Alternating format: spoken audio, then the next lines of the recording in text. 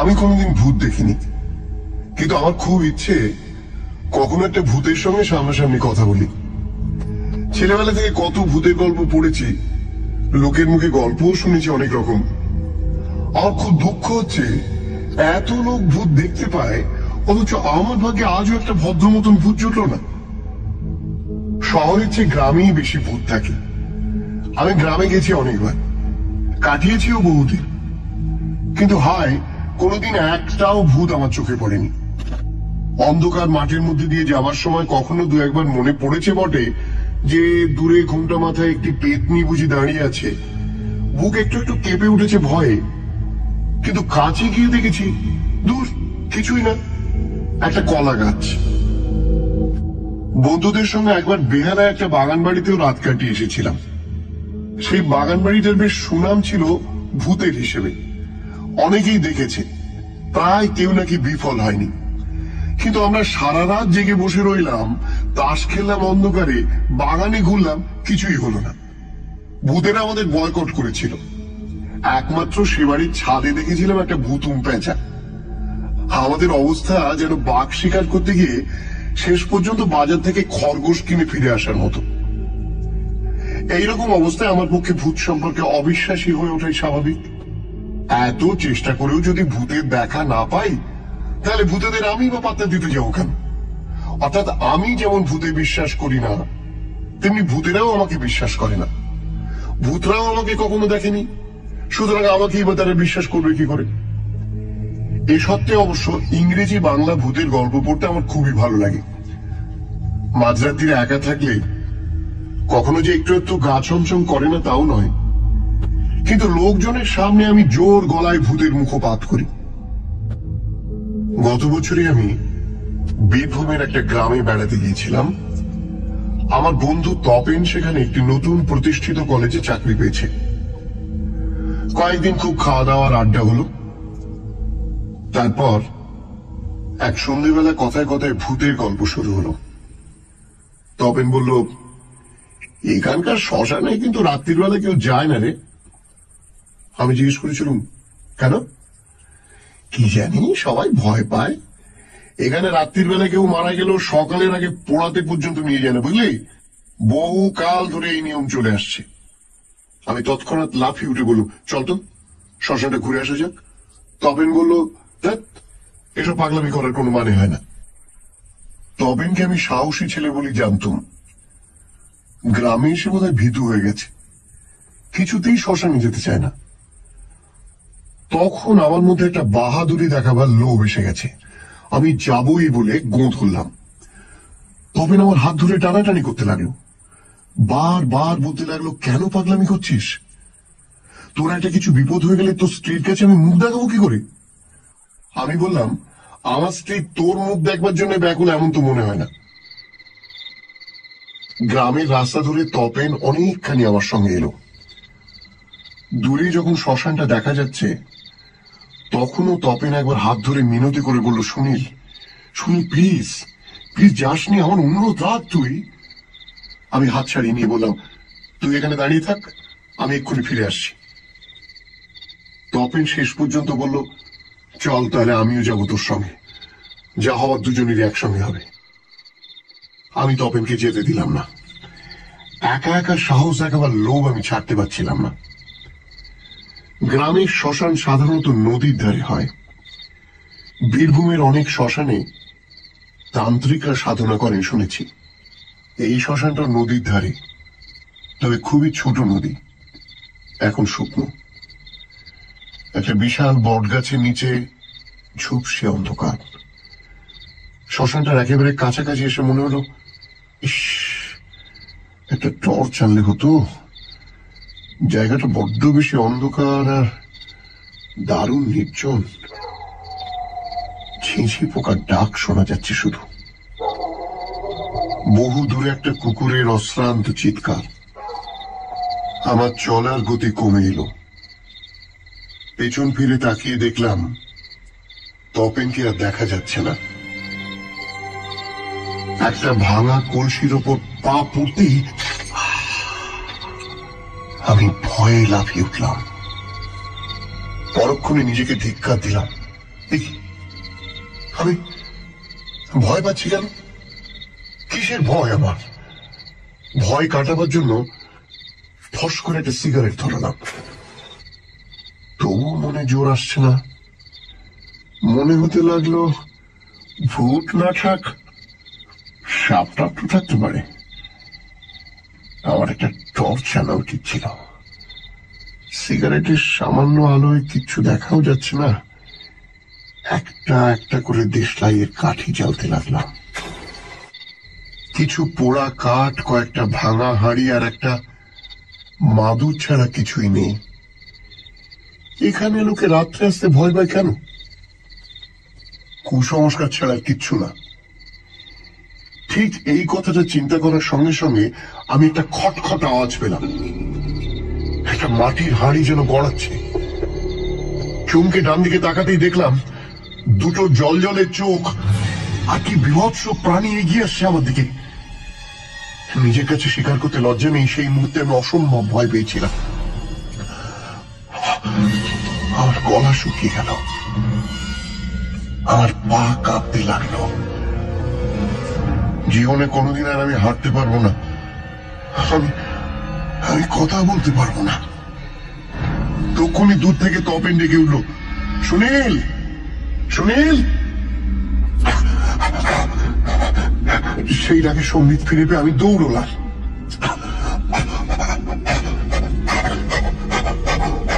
দৌড়তে দৌড়তেই একটা আছাড়। সেদিন যদি আমি আছাড় খেয়ে না পড়তাম তাহলে সারা জীবন আমাকে ভীতুই থাকতে হতো। আমি আছাড় খেয়ে পড়বার সঙ্গে সঙ্গে একটা নেড়ি কুত্তা কেউ কেউ করে ডেকে পালানো। ঘাম দিয়ে জট ছাড়ার মতন আমার শরীর থেকে ভয় একেবারে চলে গেল। আর কিছুই না, একটা ক্ষুধার্ত কুকুর মাটির হাড়ি চাটছিল। বহুদিনের কুসংস্কার, অন্ধকার আর নির্জনতার জন্য সেটাকেই আমার মনে হচ্ছিল অদ্ভুত কিছু। ভালো করে তাকাতে পর্যন্ত পারিনি। হেসে উঠলাম আমি হো হো করে। বিশেষত তপেনকে শোনাবার জন্য আমার হাসি আরো জোরালো হয়ে। তপেন হাঁপাতে হাঁপাতে এসে জিজ্ঞেস করলো, কিরে কি হয়েছে? আমি কই কিছু না তো। এবারও ভূতেরা আমাকে ভয় পেয়েছি, বুঝলি। যাই হোক, এইভাবে আমি বন্ধু বান্ধব, আত্মীয় স্বজন সকলের কাছে এই ধারণাটা তৈরি করে দিতে পেরেছিলাম যে ভূত আমি একেবারে বিশ্বাস করি না, ভূতও আমার ধার ঘেঁষে না কখনো। কিন্তু এর কিছুদিন বাদে কলকাতা শহরে আমার জীবনে এমন একটা অভিজ্ঞতা হলো যার ঠিক ব্যাখ্যা আমি আজও জানি না। ভূত আমি আজও দেখিনি, তবে আমার ঘরের দরজার আড়ালে কে এসেছিল কে জানে। ব্যাপারটা গোড়া থেকেই বলতে হয়। বিয়ে করার পর আমি একটা সার সত্য জানলাম, মেয়েদের খুশি করতে গেলে একটা ভালো বাথরুমওয়ালা বাড়িতে থাকা দরকার। বিয়ের পর মেয়েদের কাছে স্বামীর যৌবন কিংবা পৌরুষ কিংবা টাকা পয়সা কিংবা খ্যাতি সবই তুচ্ছ হয়ে যায় যদি বাড়ির বাথরুমটা ভালো না হয়। আমার স্ত্রী শান্তা স্নান করতে সময় লাগে 40 থেকে 45 মিনিট। স্নানের ঘরটা তার একটা বিলাসিতার জায়গা। সুতরাং আমি যে ফ্ল্যাট ভাড়া করি, বাথরুমটা কিছুতেই তার মনের মতো হয় না। ফলে আমাদের গৃহশান্তি নষ্ট হবার উপক্রম। এই জন্য আমাকে ঘন ঘন বাড়ি বদলাতে হয়। কলকাতা শহরে পছন্দ মতন ফ্ল্যাট খুঁজে পাওয়াই দুষ্কর। তাছাড়া প্রত্যেকবার নতুন ফ্ল্যাট নিতে গেলেই ভাড়া বেড়ে যায়। কিন্তু এসব কথা শান্তাকে বোঝানো যাবে না। বাড়িতে ফিরে স্ত্রীর সঙ্গে ঝগড়াঝাড়ি করার বদলে ফ্ল্যাট খুঁজে বেড়ানো অনেক উত্তম কাজ। 3-4 বার বদলাবার পর দক্ষিণে লেকের ধারে আমরা একটা চমৎকার ফ্ল্যাট পেয়ে গেলাম। ছিমছাম, ছোটখাটো এবং পরিষ্কার, ঠিক যেন আমাদের জন্য তৈরি। ভাড়াও সাধ্যের মধ্যে। 2টি বাথরুম, একটা একটু সাধারণ গোছের হলেও শোবার ঘরের সঙ্গে লাগানো বাথরুমটি এক কথায় অনবদ্য। রীতিমতো বড় সাদা টালি বসানো, ধপধপে চকচকে। বাথরুমের জানলা দিয়ে দূরের মাঠ ও গাছপালা দেখা যায়। শান্তার দারুণ পছন্দ হয়ে গেল। পরের রবিবারই আমরা বাড়ি বদল করে ফেললাম। নতুন বাড়িতে এসে একদিন আমি আমার বন্ধু বান্ধবীদের নেমন্তন্ন করলাম। আর একদিকে শান্তা ওর বন্ধু বান্ধবদের একদিন নেমন্তন্ন করলো। রীতিমতো হই চই আনন্দে কাটলো কয়েকটা দিন। শান্তার সবসময় মন ভালো থাকে। আমি একটু বেশি রাত করে বাড়ি ফিরলেও বকুনি দেয় না। বুঝতে পারি সবই যেন ওই বাথরুমের ঘুম। শান্তা এখন স্নানের সময়টা বাড়ি 1 ঘন্টা করেছে। শাওয়ারের নিচে দাঁড়িয়ে ও 2-3টি রবীন্দ্রসঙ্গীত শেষ করে। প্রথম ঘটনাটি ঘটল দিন 8 বাদে। আমরা ঘুমোই অনেক রাত করে, প্রায় সারা শহর ঘুমিয়ে পড়ার পর। আর একবার ঘুমিয়ে পড়লে সহজে আমার ঘুম ভাঙে না। আমি অঘরে ঘুমোচ্ছিলাম। হঠাৎ শান্তা আমাকে ঠেলা দিয়ে বলল, এই শুনছো? বেশ কিছুক্ষণ ডাকাডাকির পর আমার ঘুম ভাঙল। ঘুম জড়িত গলায় আমি বললাম, কি? কে যেন দরজায় ধাক্কা দিচ্ছে। এত রাত্রে আবার কে দরজায় ধাক্কা দেবে? কিছু না, ঘুমোনি এখনো? ওই তো আওয়াজ হচ্ছে, শুনতে পাচ্ছ না? আমি কান পেতে শুনলাম। একটা আওয়াজ পাওয়া যাচ্ছে বটে, তবে খুব জোরে নয়। কেউ যেন খানিক দ্বিধা ও সংকোচের সঙ্গে দরজায় ধাক্কা দিচ্ছে, যাতে প্রতিবেশীদের ঘুম না ভাঙে। আমি বললাম, হাওয়ায় ধাক্কা লাগছিল বোধহয়। ও কিছু না, তুমি ঘুমিয়ে পড়ো।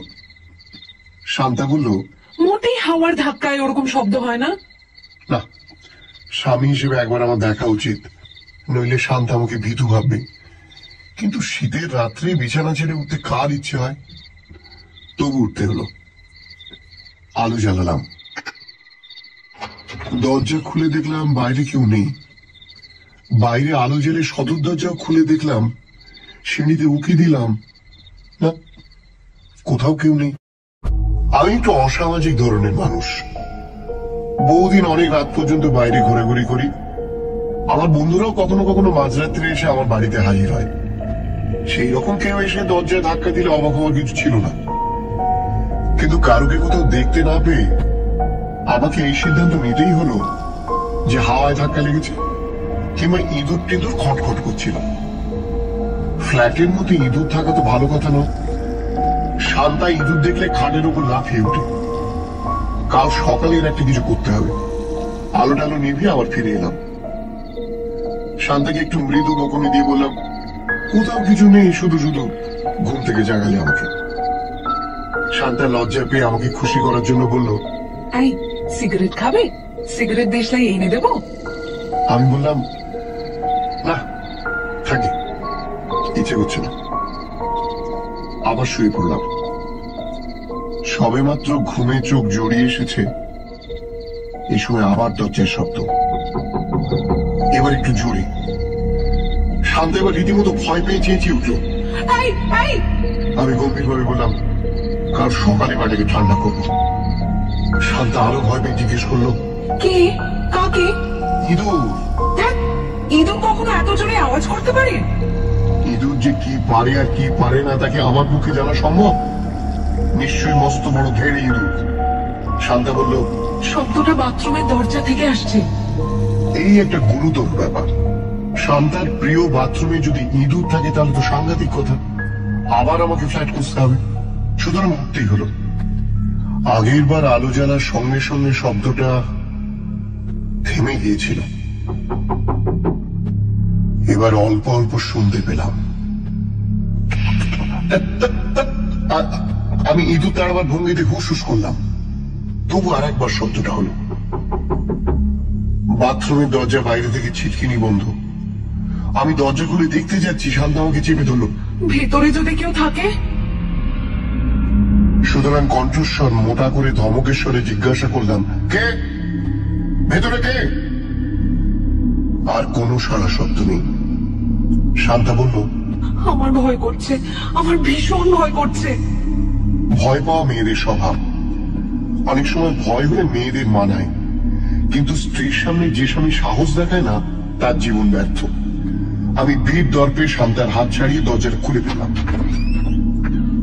কেউ ছুটে বেরিয়ে এসে আমাকে ধরল না। একটু অপেক্ষা করে বাথরুমের মধ্যে মুখ বাড়িয়ে দেখলাম, না, কেউ নেই, কোনো ইঁদুরও না। ভালো করে সব জায়গাটা পরীক্ষা করার পর আমি শান্তাকে ভেতরে ডাকলাম। শান্তাও দেখলো বাথরুমের কোথাও বড় সড়ো ইঁদুরে লুকিয়ে থাকার সম্ভাবনা নেই। শান্তা বলল, তাহলে কিসের শব্দ বলো তো? হাওয়া ছাড়া আর কে হবে? হাওয়ায় কখনো এরকম শব্দ হয়? যাকে কালকে সকালে সেটা চিন্তা করা যাবে। ভেতরে তো কেউ নেই দেখা গেল, সুতরাং ভয় কিছু নেই। আবার সব দরজা বন্ধ করে আলো নিভিয়ে শুয়ে পড়লাম দুজন। বেশ কিছুক্ষণ দুজনে আর কথা না বললেও দুজনেই আসলে কান খাড়া করেছিলাম আর কোনো শব্দ শোনা যায় কিনা। আর শব্দ হলো না। শান্তা ঘুমিয়ে পড়ার পর আমিও ঘুমলাম। পরদিন সকালে উঠে শান্তা আর আমি দুজনে মিলে আবার বাথরুমটা তন্ন তন্ন করে খোঁজ করলাম। না, সেখানে কোন রকম সন্দেহজনক কিছু নেই। দিনের আলোয় অনেক কিছু স্বাভাবিক মনে হয়। রাতের বেলা অনেক ছোটখাটো শব্দ খুব জোরে শোনায়, সুতরাং দরজা ধাক্কানোর ব্যাপারটা সেই রকমই কিছু একটা হবে, এইরকমটা ভেবে নিতে হলো। ব্যাপারটা আমি তেমন গুরুত্ব না দিলেও সেদিন আমি বাড়ি ফিরে এলাম সন্ধে হতে না হতেই। শান্তা খুব খুশি হলো। আমরা একসঙ্গে বেরিয়ে একটা সিনেমা দেখে এলাম রাত্রির শোতে। সারাক্ষণ আমরা গত রাত্রির ঘটনা নিয়ে কোনো আলোচনাই করিনি। শুতে যাওয়ার আগে শান্তা বলল, জানো, থেকে যে বলছিল এই ফ্ল্যাটটায় নাকি খুব ঘন ঘন ভাড়াটে বদলায়। আমি জিজ্ঞেস করলাম, কেন? তা জানি না, আগের ভাড়াটেটা নাকি মাত্র 15 দিন থেকেই চলে গেছে। ভাগ্যিস গেছে, নইলে এমন চমৎকার ফ্ল্যাটটা আমরা পেতাম না। ফ্ল্যাটটা তো ভালোই, কিন্তু কিন্তু আবার কি?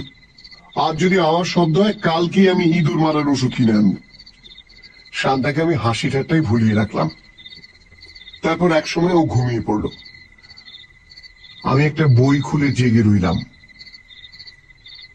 বারবার তাকাচ্ছি দরজার দিকে, যেন আমি কারো প্রতীক্ষা করছি। সে এসে দরজা ধাক্কা দিলেই যেন আমাকে খুলে দিতে হবে। রাত্রি 1:30 পর্যন্ত বই পড়লাম।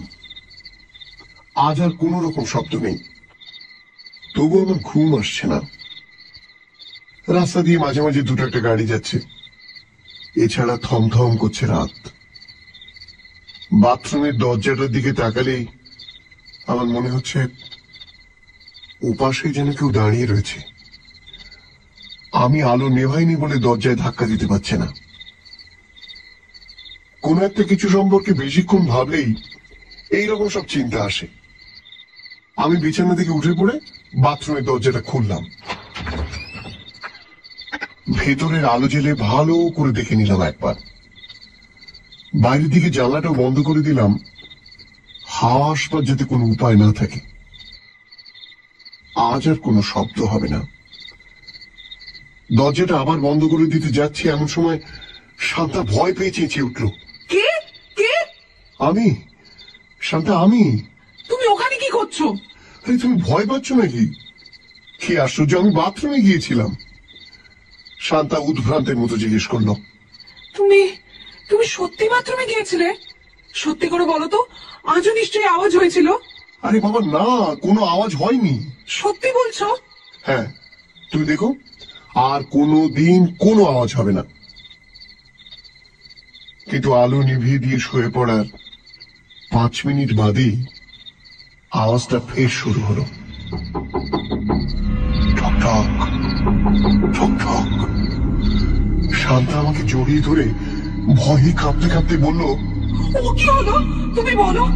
আমি বললাম, চুপ চুপ করো, চুপচাপ শুনতে দাও। কি শুনবে? দেখি না আর কি হয়। দরজাটা আর কয়েকবার ঠক ঠক করলো, কিন্তু আর কিছুই হলো না। শান্তা চাপা স্বরে ফুপিয়ে ফুপিয়ে কাঁদতে লাগলো।